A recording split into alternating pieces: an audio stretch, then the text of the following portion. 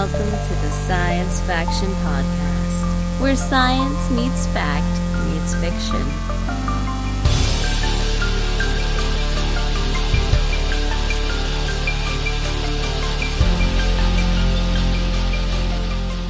This is Science Faction for the week of June 28th, 2026. I'm one of your hosts, Stephen Dominguez, and with me this fine Sunday evening is just one sad, sorry soul that has found their way around the sun once again. It is a wonderful, nice evening, and I am one sad, sorry soul, and I'm Benjamin Daniel Lawless.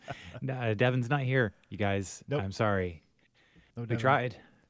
We did. I gave him a lot of options, and he said, no thank you to one. And that was it. Yeah, I was like, well, we could do Sunday night. We could do, like lunchtime Monday or Tuesday. He's like, I can't do Sunday night. You guys record without me. And I'm like, okay. I think that was just Devin's shorthand way of saying, like, none of this works for me, but I have to respond somehow, but I'm super lazy and only want to type out, a couple of words. This should cover it. Yeah. That's Devinese right there. They'll figure it out they'll read the context clues. We'll read the prophecy. We'll figure out who the chosen one is. So you we haven't podded since you had your birthday, have we? Is that so? Oh I my think God. So. Okay. What day? Hold on. Yeah. What day? What day? What even? What day even? What day even? Steven? What was it, the 23rd? Like, that was my birthday. Okay, yes. yeah. So we have not recorded since before then. So happy birthday, first of all. I guess. Thank you. Thank you very much. I hope you enjoyed my birthday. I did. Yeah, that's right. Our last episode was all about. It was a long time ago. We recorded it early because I couldn't. Yeah. Well, so I had a great birthday. It was wonderful. I'm sounding tired, you guys, because okay, we're gonna go. Let's get back to that. We'll get back to the birthday stuff because,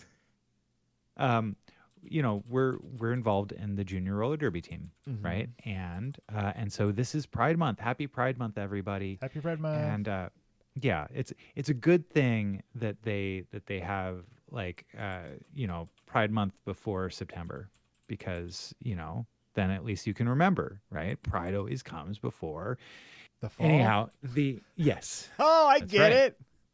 Thank you. We were this weekend. There were two different Pride events down in San Luis Obispo, and my wife was running the table, both days, and I was there much of that time. I'd say probably half the time that she was there, I was there too. And that was exhausting for me. Yeah. I can only imagine. Just watching her made you so tired. You needed a cracker break. She was there from 7:30 to 5 on Saturday, and then from I think she got there at 10 today, and we were there until 5:45. That's too much. Yeah. Yeah. But what is it doing for the community? What sacrifice is going to be paid back tenfold? The great news about this is that it's us getting the team and what we do for the kids in front of the community members and kids that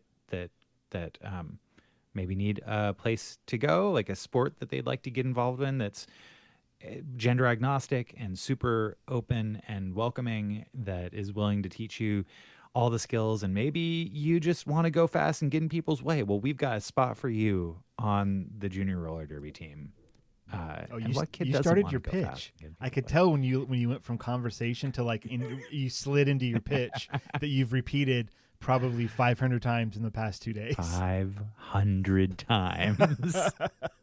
At least. And so that's the idea here is we do need skaters that want to play. We're a little low on skaters. We solve that by whenever we have a game, we invite members of teams that are elsewhere in California to come to town and play on our team with us in order so that we've got enough numbers, right? Oh, okay. But it would be nice if we didn't have to do that, right? Yeah. Or if we could play against these people rather than than with them, you know? Yeah. It's all good, but you know, it would be nice to have more players. And yeah, so this is one way of like outreaching to the community. So often we hear, I didn't know we had a junior roller derby team. Well, guess what? This is me informing you, you know? Yeah. And like, so now everyone that you told in the past 2 days knows, plus our 2 patrons at least. Yeah, at least. So spread the word. Yeah. You know, tell your friends, you know, if you've got any, if there are kids that are around that sounds like they'd be into it. All Kids kids from 7 to 17. All kids have a skating phase, don't they? I would I think imagine. so. I did. I certainly did. I certainly did. I Yeah, did. man. I did skates. I did skateboards. I had a scooter at one point when I was a kid. You know, right? It's a like we were kids too once. Young people. There must be some kind of correlation to like kids as they grow up. They go through like the different phases of human evolution. Like first it's like, oh, fire. Yeah. Like when they see fire, it's like, this is insane. And then a few years later, it's like wheels. I need to put wheels on everything. You know, Yeah, and then it just goes on. And now, there. like we're in the phase of like my knees can't not handle this. They cannot handle this. Well, we're elders. We're supposed to be in huts, knees. just sitting there, being doted upon. We're in our 40s, man. We're ancient. When were you last doted upon? Man. Father's Day. Oh yeah, you okay? Yeah. All right. Were you not? Well, did they not dote upon you, sir? Oh, I've been doted. My birthday was nice. I got doted upon. This year was kind of the first year that it ever actually mattered that my birthday was so close to Father's Day. Ooh. Like, I definitely felt the enthusiasm for Father's Day, and then a little bit of just like, well, it's your birthday, and it's a couple days after I last gave you a gift, so I'm just gonna hang out with you, which is fine. But yeah. I mean, yeah. Welcome to everyone who has a birthday in December. Dude, you know, yeah, we get that hard. Yeah. Yeah. But yeah. So that's okay, right? It's totally fine, and like super stoked. Got some really neat gifts. I got something I got for myself. Yeah. The bidet. Did the bidet get fixed? The bidet got fixed. Yes. I got power running to a bidet, and it is so nice. I will say that since it's lay without use for so long, is it a little bit of a don't? It makes a little bit of a don't. That's yes. Sorry. Power to the bidet or a little bit of the bedon't. A little bit of the bedon't. Yeah. I'm glad we think we're funny. Yeah. But it smells a little when because there's like a little heating element that will blow warm air on you when you press the button. So like, when it's blowing air on me, it smells a little weird. I'll tell you that. Well, it's burning off all the dust and mold and mildew.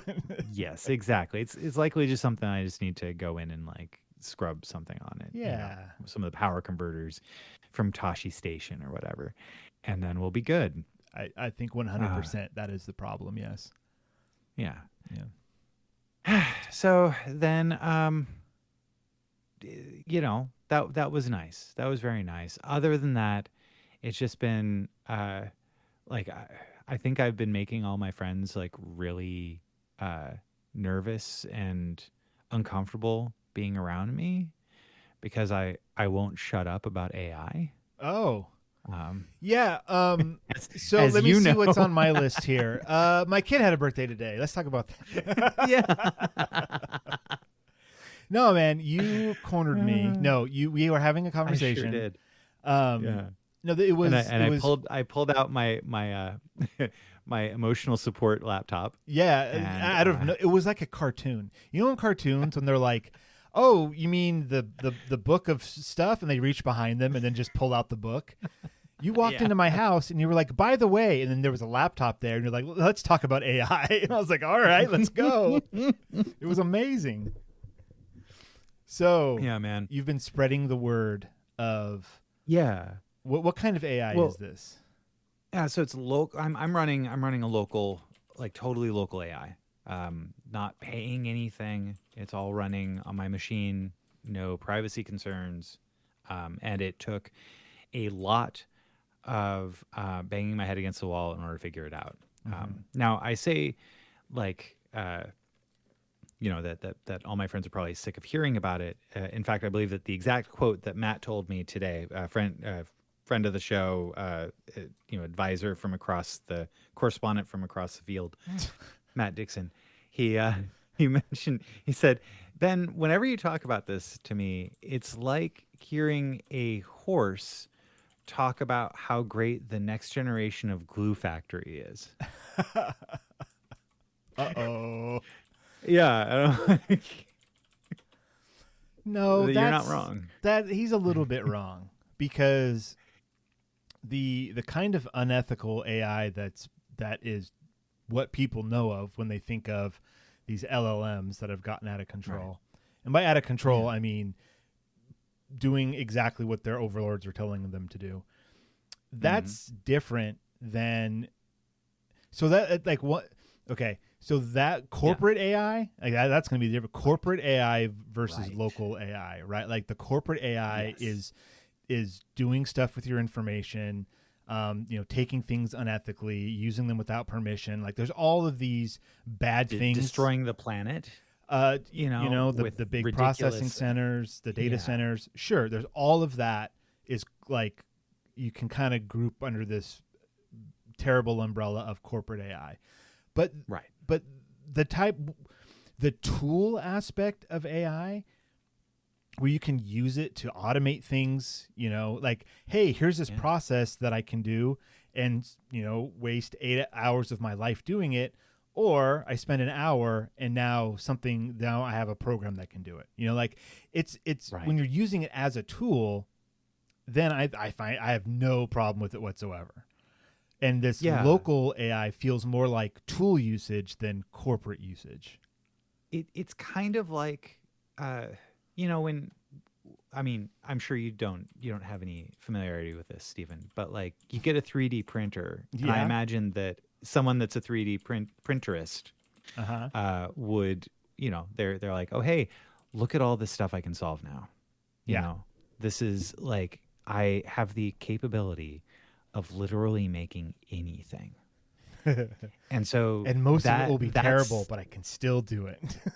Right. And that's the feeling I'm getting from my foray into AI is like, oh my gosh, I have the capability of making a computer do exactly what I need it to do. Bespoke software that just, and it's not going to be good enough for me to sell it to anybody, but why are we making it weird by having everything need to be something that you sell, right? Like it can just be, no, hey, I would love to save a bunch of time on a task that I do so much, or give me more insights into something and like allow me to, but it's funny because like local AI is also nice because you can provide your own context. And given the fact that I have, I do a lot of note taking already.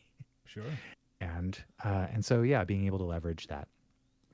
I will say kind of as a little, like, if anybody's interested in this and they're running into problems with it, one thing that's really helpful, I love Notebook LM, which is Google's large language model that basically only references material you give it, as well as like you can say, oh, hey, run a Google search on this and it'll come up with sources too based on it. But then it'll give you answers only based on what you like give it as sources.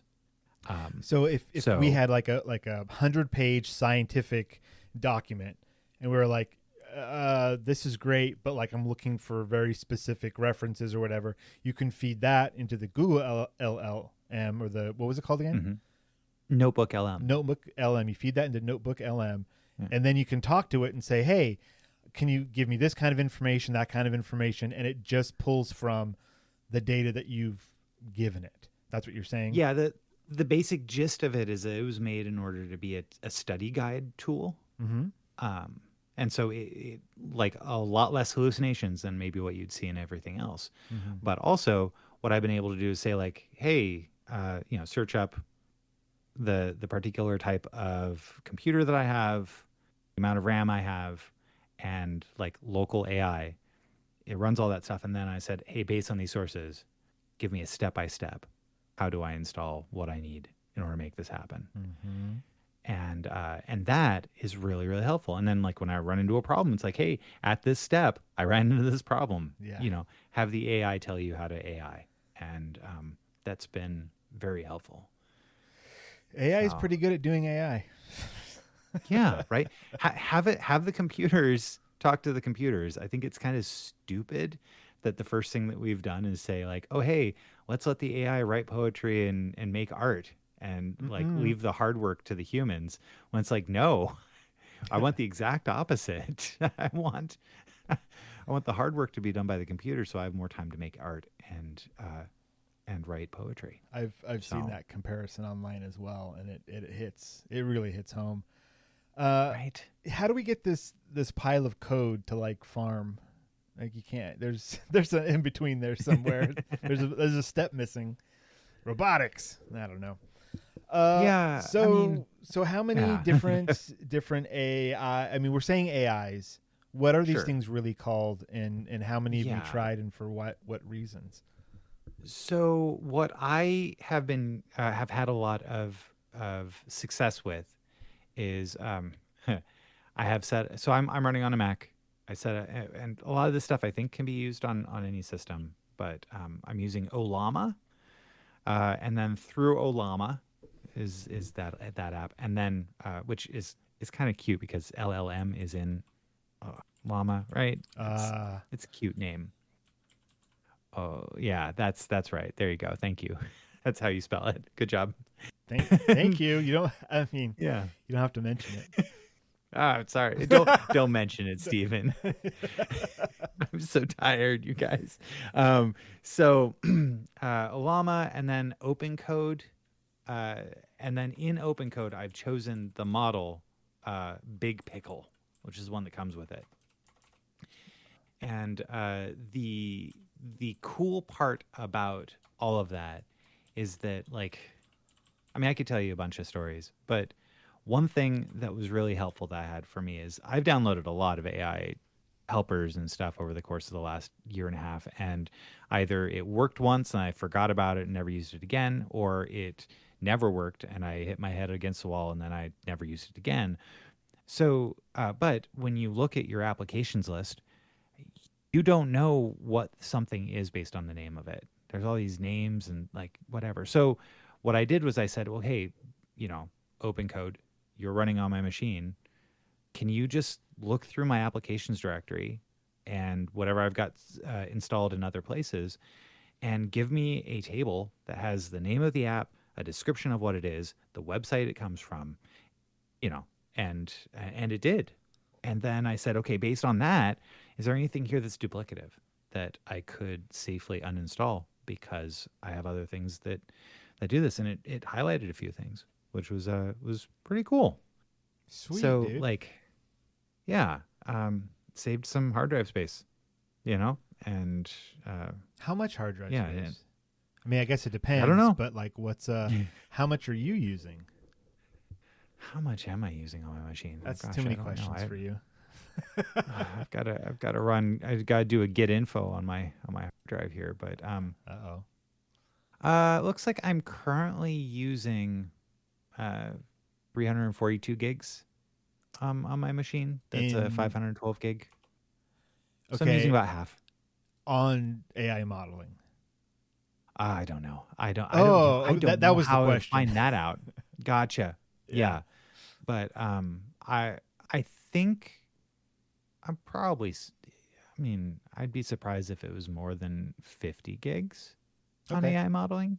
All right. Yeah, It's not bad. I think that's, I yeah, think the average computer person who computes can easily find 50 gigs if they were right. also Yeah, interested just into getting into this AI stuff. That's not a just big deal. uninstall Starfield or whatever. I don't know. Like, Twice or half. Uninstall half of Starfield and you'll have enough room. Starfield was like 107 gigs or something. It's over 100. At least the version I've got.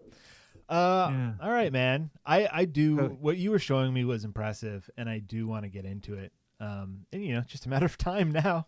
Like, how much free time do I have to dig in? Yeah, or not. But like, a lot of people are saying like, oh yeah, well, I got to learn it anyway because the entire world's heading toward it. It's like, maybe not. Maybe you just need to find a problem that could be solved by it, and then that will encourage you to do it. Don't go hunting like for, oh, I'm just going to learn AI without having a problem to solve. You're probably not going to get very far. At least I didn't. What if your problem to solve is not enough money for rent and food? I mean, do you think that learning that seems, I would imagine there's too many more steps I broke Ben. after that. Ben's broken. I did it. It's like, oh, step 6, profit. But like, what about steps 2 through 5? Like, step 1, poor. Step 20, rich. Now we just need to fill in the gaps. Easy. Ask AI. Ask AI. Yeah. All right. I'm going to give you a break because I got to talk now. Please. You're welcome. Oh, my God. Speaking of birthdays, segue from 20 minutes ago. Today is my youngest daughter's birthday. She turned 8 today. Ooh, and nice. we had a tiny celebration because a month ago we had her like birthday party while she was still in school so that friends and stuff could come, because the couple years before that, because her birthday is at the end of June, the kids either aren't going to remember or families are busy. They're on to their summer stuff. Yeah, they're out of here. And so she already had like a big party and like at a bounce house and giant cake and all the friends, and great. So today was more like close family. So we have this little birthday tradition that is now known as the string. I've talked about it on the show before, but a quick recap is it was in the Disney short Frozen Fever, in which it is it was Anna's birthday, and Elsa, through some tradition, ties a string to her doorknob and then strings the string all around the castle and ties it around gifts that she's giving her. And they sing a song and follow the string, and it's a whole deal. And so my oldest, when she was quite a bit younger, asked if we could do that for her on her birthday. And we said, sure. And so now it's a thing. And then the other kid wanted it. And so now every year, that's just what we do. So we did the string this morning.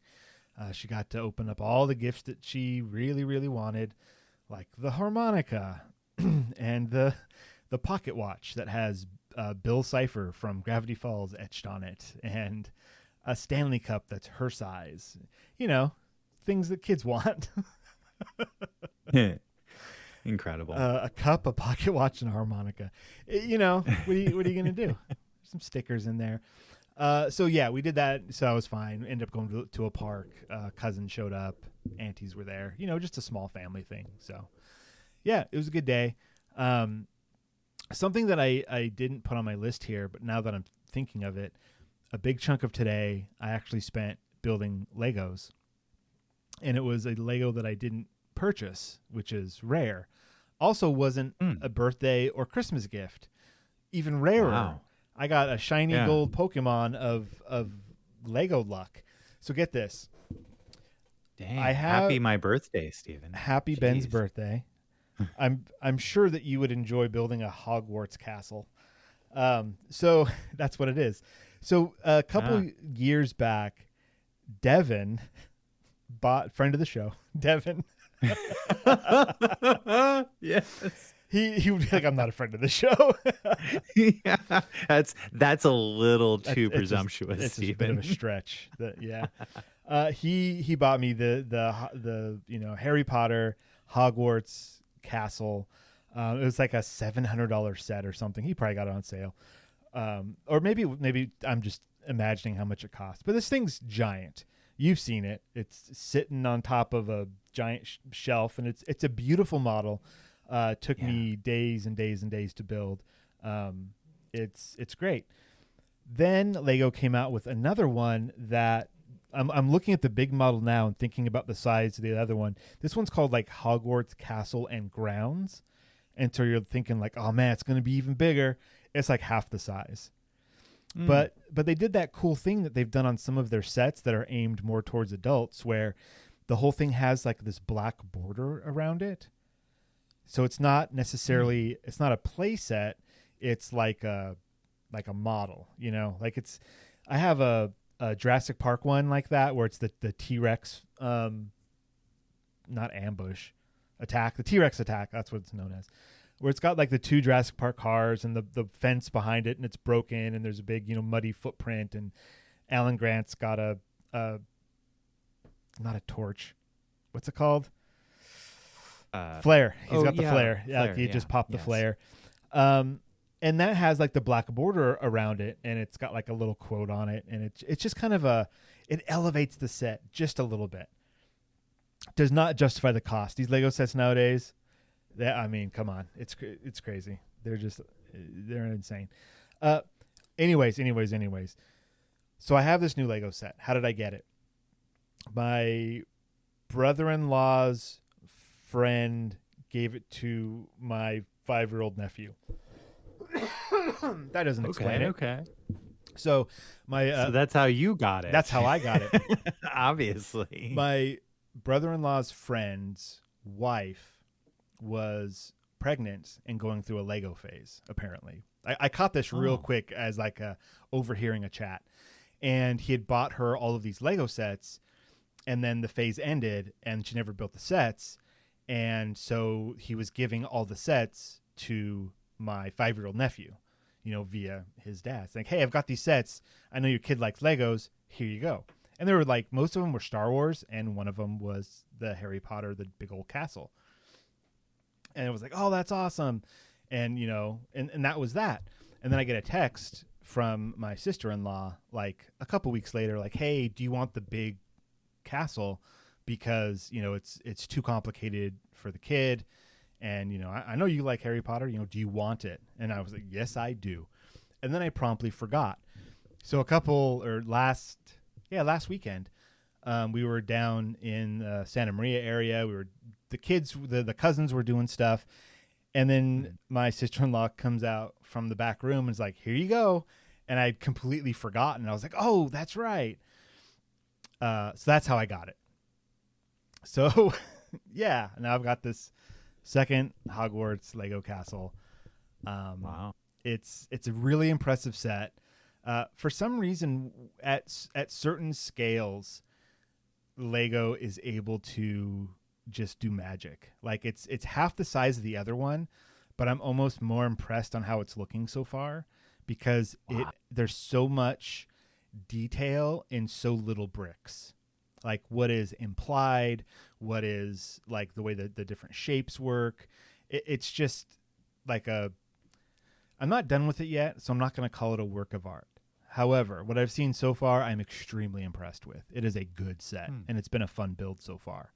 What I remember from the larger Hogwarts build is that at times it was incredibly boring because it was so large that when you're doing like a castle, it's like, oh, well, this tower is the same like 50 pieces just over and over and over and over in a circle, and it just kind of gets boring. And some Lego sets are just like that. Like you see the scale of them and you're like, that looks awesome. But then the building of it is like, oh, but this is kind of boring. And then some sets you're like, I don't know how they did this, but they injected it with fun because I had fun every single page I flipped. I was like, all right, let's do the next thing. And Excellent. I don't know how much of that should be attributed to the Lego designers, versus just like happenstance. Like, look, we had to make this thing, and this just happens to be the only way it can be built, or like, the most efficient or whatever. Versus like, okay, every step of the way, we have to make sure that the builder is engaged. And I'm just curious if any Lego builders, if any master builders are listening, hit us up. That's never going to happen. So I'm about halfway through with building that version of the castle now. And so that's been fun. I wasn't going to talk about that. I'd forgotten, but there you go. Lego nonsense from me. There you go. I will talk about one other thing. I know we just hit that 30-minute mark, but I got to mention it because I forgot last week. Or last week it hadn't happened yet. Hot D returns, my friend. I got to watch it, man. That's awesome. Yeah, House of the Dragon. House of the Dragon season 3. The spin-off of the Game of Thrones. The sequel to the prequel to Night of the Seven Kingdoms.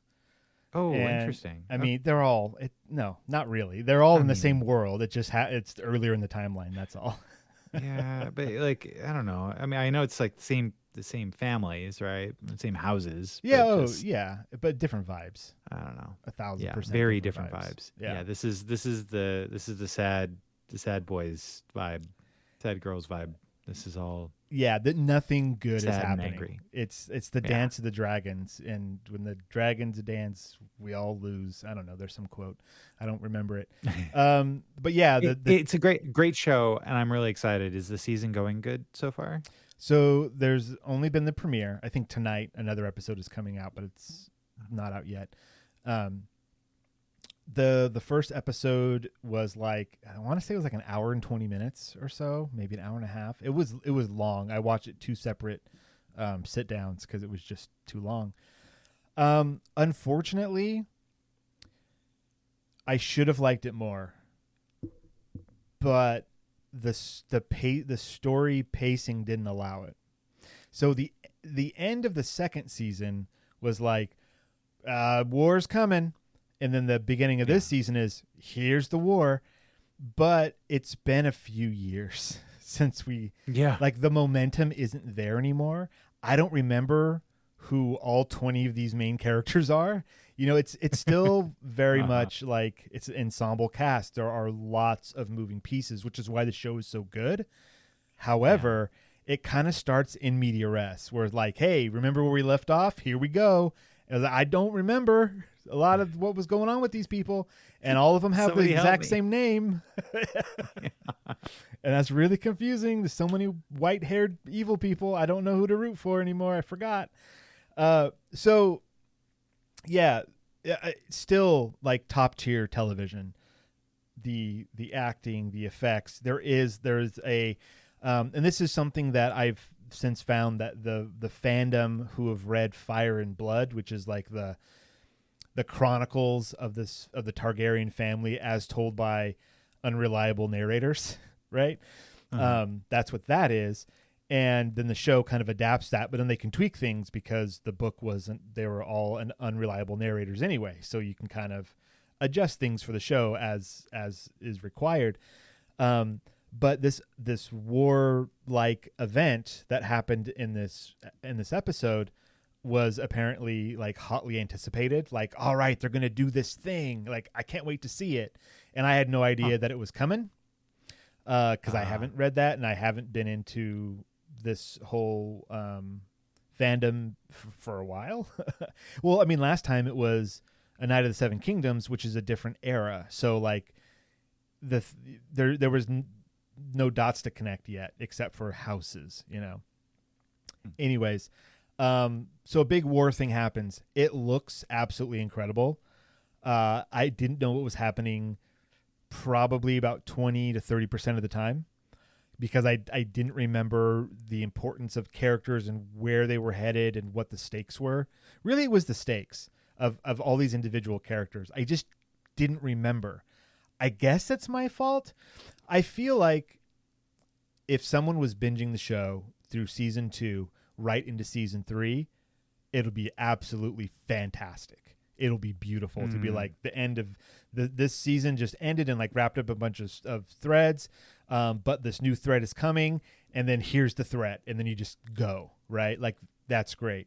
But I felt like with the gap of time between seasons that I needed an episode of like, hey, remember everyone, remember what's going on, remember what the stakes are, remember, why certain people are working together and certain people aren't, and remember these three guys have the same name but they are different people, like let's remember that, like all of that little stuff. Like I feel like, and this is pure opinion on my end, I needed an episode of that before this episode to be able to appreciate this episode, or I should have just rewatched the last episode of the second season right before this to try and jog my memory and all these things. But I don't have that kind of time. So I just jumped in there. And luckily the YouTube recap shows that I watch, were able to remind me of what the stakes were and who the certain people were and all that stuff after I watched the episode. So since you haven't seen it yet, there's a warning for you, sir, that you might want to look into who's going where for what reasons before starting the third season. Okay, gotcha. So like watch some kind of recap. I would definitely recommend watching some kind of recap of season 2. Okay, gotcha. Yeah. Unless you really just want to fly by the seat of your pants and just go, I don't know who these people are, but there's dragons fighting. Let's do it. But yeah. I'm excited for this season. It's looking cool, and as soon as my brain catches up with who these people were, let's go. Nice. Yeah, let's go. All right, excellent. All right, is it time to take a break? Dude, we might as well. I think we definitely should. We're going to go ahead and take a break. Just another quick reminder to our listeners, we are hitting the big old pause button on book club for the summer. We will get back to it eventually, but we're not doing it right now. So we're going to take a break. And when we come back, we are doing future or now. No. I love that every single time I get an echo from you. It's my favorite part of the show. I'm gonna keep it coming. Just gotta keep it coming. Excellent. So we'll be right back. Oh wow, another free listener. Incredible. Look, I love that you're here, but let's be real. You could be getting so much more. Bonus episodes, unfiltered takes, behind the scenes chaos. All you have to do is join our Patreon at patreon.com/sciencefactionpodcast, or don't. But if you don't, just know that somewhere in a parallel universe, a better version of you already has. And we're back. Hello, and a big thank you to our patrons, Renee and Josh. You guys are great, and even if Devin doesn't want to thank you, that's okay. He's just a friend of the show. You guys are our patrons, so forget him. You guys are family. That was a terrible Vin Diesel. I just made up a noise. Okay. One other thing I gotta say. Ben. Yeah. I'm a little disappointed in your mother because I did not receive an email from her telling us an embarrassing story about you. So, once again, she remembers the day I was Martha. Born. I'm waiting. I really thought this is if she's decided that's not something that she's going to do, I'm 100% A-okay with that. However, I really did anticipate something right away. I don't know. Like she's probably busy with, life. Yes. Yeah. 100%. Yeah. She made me an incredible card. It was, a card. She likes to do collages, and so she made me a little collage card, and on it had a robot with a bunch of like birds and flowers on it. Oh, cool.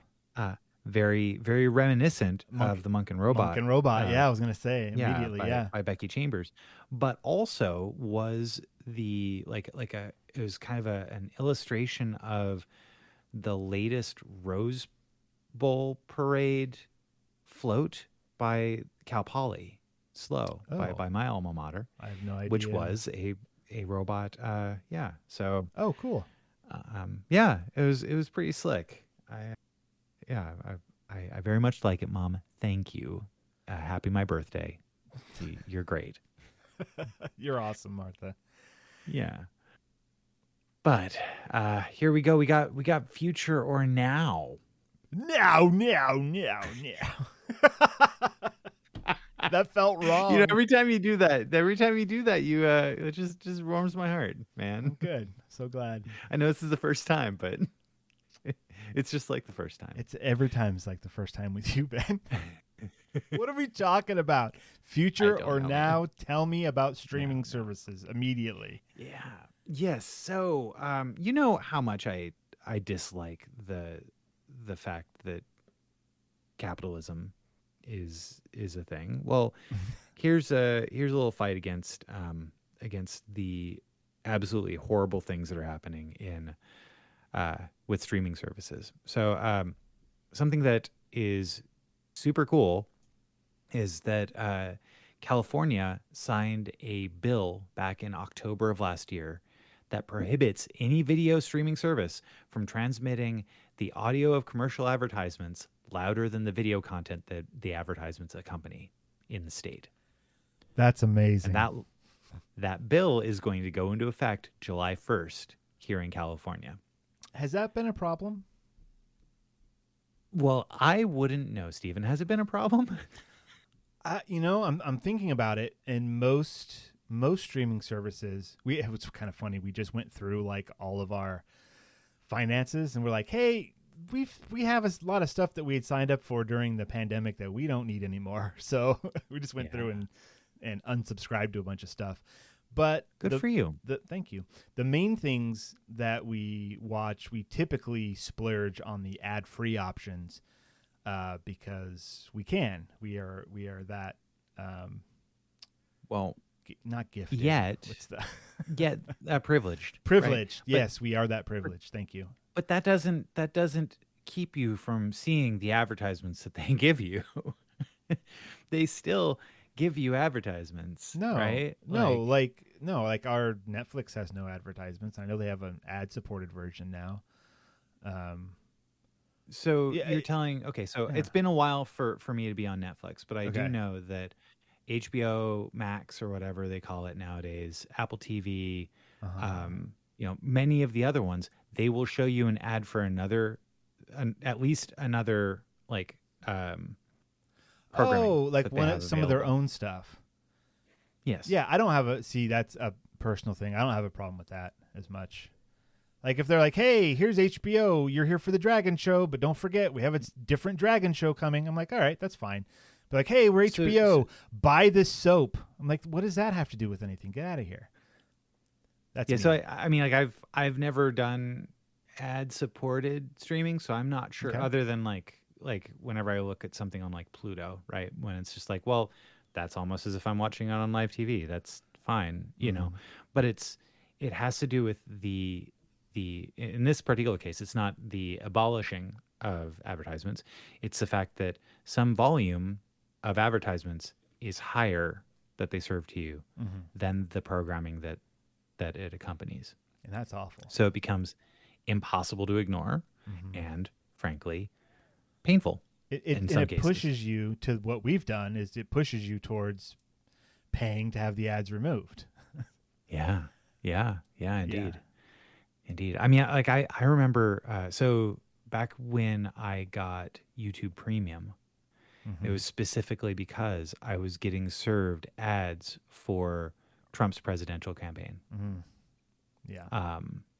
And it was like, I don't know if it was his presidential, it was something having to do with Trump. And I was like, I'm not really interested in seeing this. And so that's what drove me to spend the ungodly amount of money for YouTube Premium, like way more than any other streaming service YouTube Premium is. It was what, like $20 a month? Is that what it was? But I don't know. I do not know anymore. I don't recall, but I know it was too much when I finally canceled it. Yeah. I was like, forget this. I mean, that's the And, thing with yeah. all of these deals that we have to sign up for. They're hoping that you sign up and then forget that you have signed up. Like I know for a fact we have spent hundreds of dollars unnecessarily over the past couple years just because we didn't think to look into it, Right. And that's our fault, but it's also like, it'd be great if, things weren't so capitalistic around here. Right. Yeah. So here back to the article. One of the interesting Yeah. things about this is that, like, again, this is about volume of advertisements, and this in fact also follows a particular bill. Like, essentially, there was the CALM Act, CALM, which I'm having trouble. The Commercial Advertisement Loudness Mitigation Act, which was essentially the same thing that was for broadcast, cable, and satellite TV providers. I remember when people were talking about that. Yeah, it was a while ago. Right. Maybe before, and so streaming services have enjoyed not being under that rule for so long. I see. So here we are.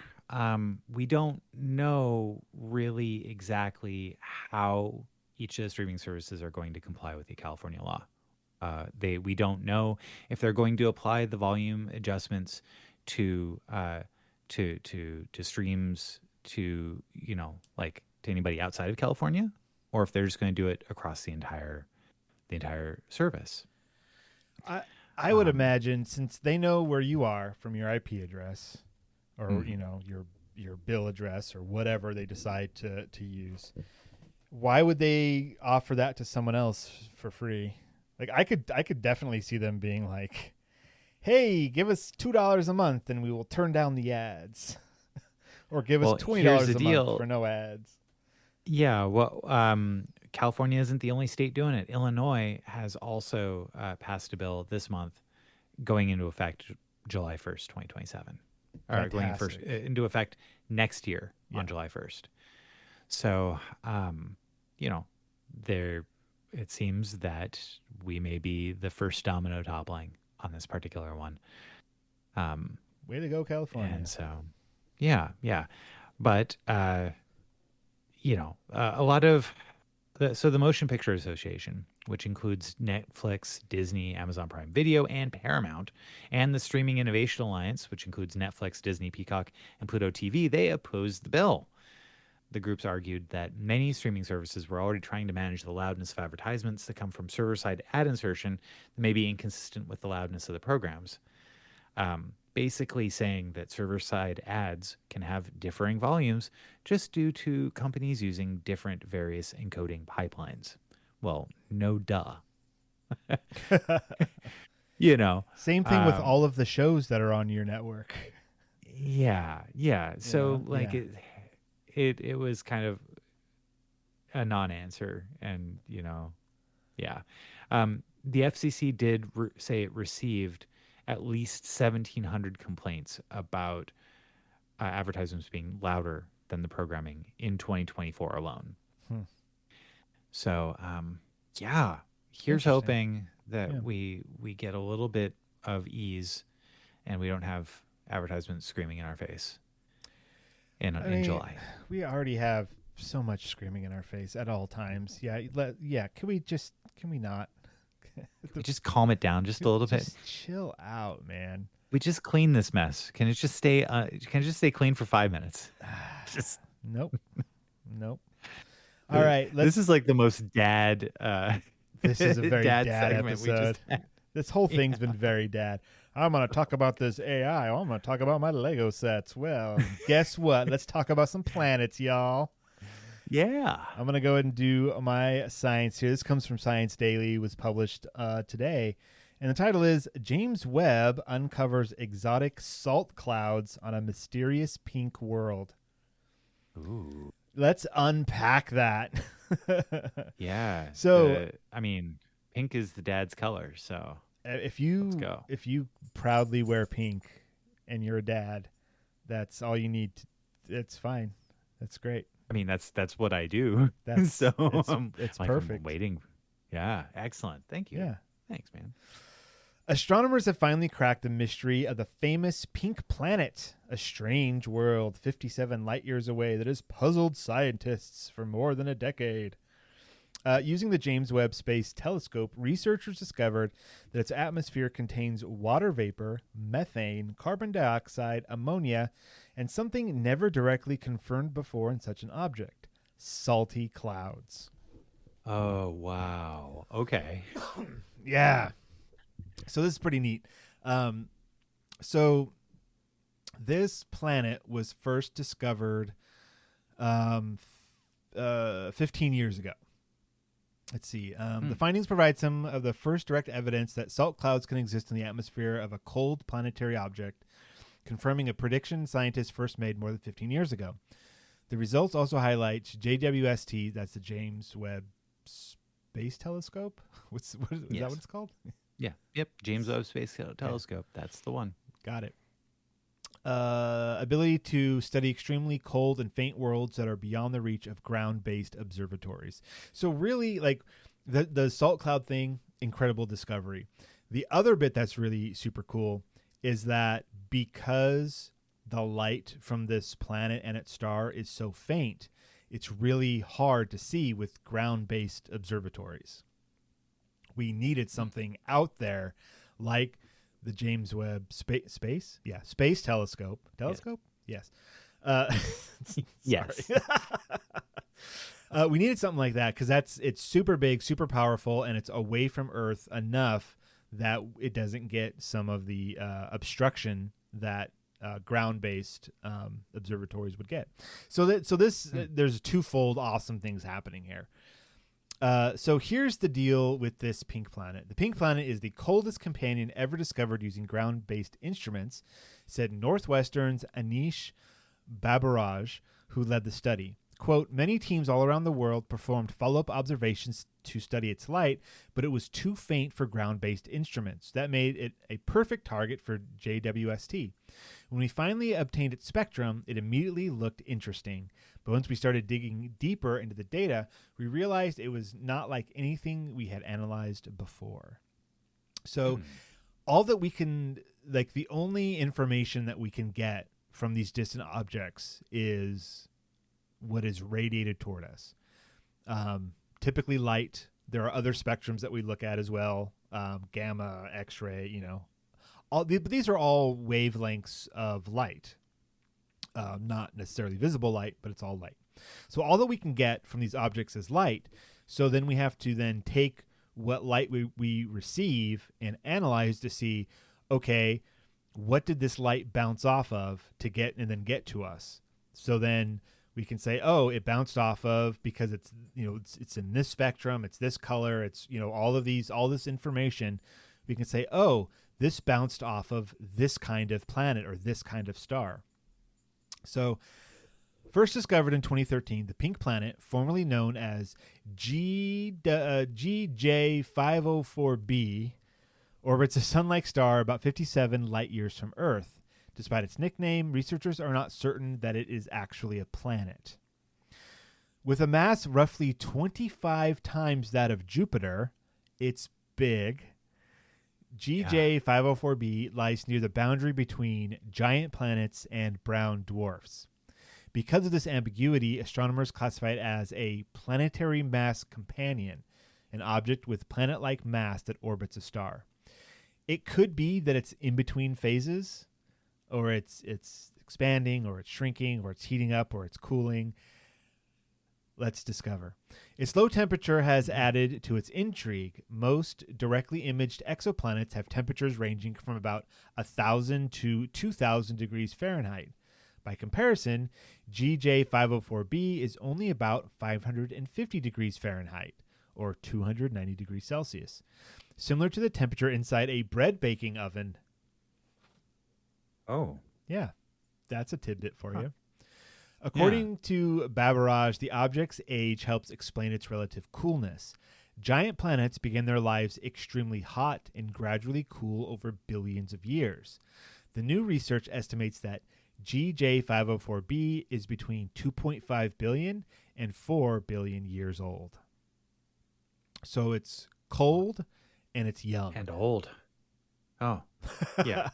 I mean, relatively, Well- if the Big Bang was 13 billion years roughly, and this thing's only 2.5 to 4 billion years old, then that would mean younger rather than older. Right? Huh. Am I wrong? Or am I getting my numbers confused? I might be. I just want to know. I can't recall what other planets or what their ages are. So I don't know, man. What's Good Earth? question. That's like 6,000 years, something like that. No, aren't we like? I can't believe you just said that. Because my particular history on this subject is Oh yeah, like, yeah. like I started nodding along. Like and then yes, I was yes, like, of course. Wait, no. wait. Stop. That's not it, Ben. Okay, let's type this in. How old is the Earth? Because now I can't remember. According to science, Earth is estimated to be about 4.5 billion years old. So Okay. we're you know So yeah, close. this is younger. This is younger than the Earth. Yeah. GJ504b is at most half a billion years younger, or at least half a billion years younger than the Earth. Yes. Okay. It's younger and it's cooler. It's like, Yeah, it hey, look at me, I'm pink. What? Yeah, 6'7". Yeah. Yeah, I'm sure. Okay, so let's go to the salt stuff. The observations revealed an atmosphere containing water vapor, methane, carbon dioxide, ammonia, and other molecules. When researchers attempted to recreate the atmosphere using computer models, they encountered a problem. The observations could only be matched by atmospheric conditions that did not seem physically realistic. So they take a model and say, okay, we captured this light. It told us this is the stuff that's going to be on this planet. Let's model it, and it didn't work. They're like, this doesn't seem physically possible for these things to exist in this way. The solution emerged when the team added clouds to the models. Once clouds were included, the strange inconsistencies disappeared. The results suggest that salt clouds are obscuring deeper layers of the atmosphere and influencing the light that ultimately reaches JWST. So another quote from Babaraj, we ran simulations with clouds and the results aligned with what we know about cold planets. We tried 3 different types of clouds and salt clouds fit best. When we accounted for salt clouds, it subdued the signature of molecules hidden deeper in the companion's atmosphere. Then the results became physically possible. So they took information, attempted to model it, didn't work, and so then they introduced, other elements until it did work. So this is kind of, I mean, it's interesting that they got it to work, but that's also not like a 100% confirmation, right? Something else that could solve this problem could be happening out there. We'll never know, I don't think, unless we get, more powerful telescopes. We're able to, get better readings, or perhaps just more readings from this planet, because, we're moving, the other planets are moving. So maybe at some point we'll be a little bit closer, or, something will move out of the way. We can get better images. Who knows? So then we can take, additional data and make even better models. But it's pretty cool that they were able to figure it out. So to wrap this up, Berberaj believes the methods developed for this study could help scientists investigate other cold and faint planetary objects. Jupiter, for example, contains clouds made of ammonia ice. Although current instruments cannot yet directly study those cloud layers in the same detail, the detection of salt clouds around GJ504b suggests astronomers are moving closer to that goal. Pretty cool. Awesome. I love that. Yeah, it's funny because I rewatched Interstellar recently, and there's that scene where they go to the planet and they kind of trim a little bit of ice off of a cloud as they're flying through. Oh, as they're like landing. Yeah. Yeah. And I was like, oh, that's rad. And now I'm like, well, Jupiter's got ice clouds Dang. I mean, All right. what's so interesting about some of these compounds that when we think about them as they exist on Earth.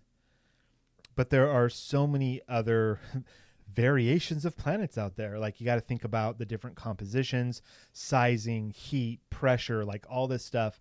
Like, I've heard before, like, oh, on this planet it rains diamonds, and it's like, okay, what would that be like? The pressure of that planet, like, we wouldn't be able to exist on that. Well, maybe there'd be a way, but like, it wouldn't be an Earth-like planet that could do that.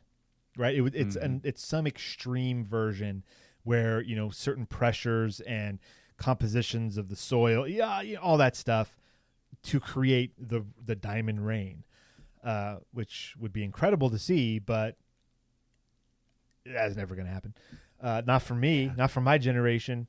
We still need to figure out how to pay rent and mortgages and stuff. So we're far away from seeing the diamond rain. Anyways, so cool. here we are at the end of the episode. We're here again. Yeah, Crazy. So glad we got here. You're glad that we got here? Yeah, I'm glad we got here. I'm surprised that we got here. I mean, the road's been bumpy and long. The night is long and full of terrors. Oh, dude. I just learned, I don't know if you probably already know this, but I just learned that author Stephen King has a son named Joe. I'm not joking. Oh, well, he is. Oh, yeah. Joe Hill, right? Yeah. Doesn't he write under the name Joe Hill? Yeah. He does. That's great. That is really good. That was my dad joke of the day on my calendar. That was really good. I thought that was pretty neat. Oh, okay. Okay. Sweet. Yeah, I tried to slip that in there. I don't know if it worked. You did. I bamboozled you. Well, here I'm just the idiot thinking you're talking about real things, and and you were, but I was, but in a facetious manner. Let's end this. Do you have any final words for us, Ben? Well, yeah, I tried to get a loan to write a book about trigonometry, but I couldn't get anyone to co-sign. Good night, everybody.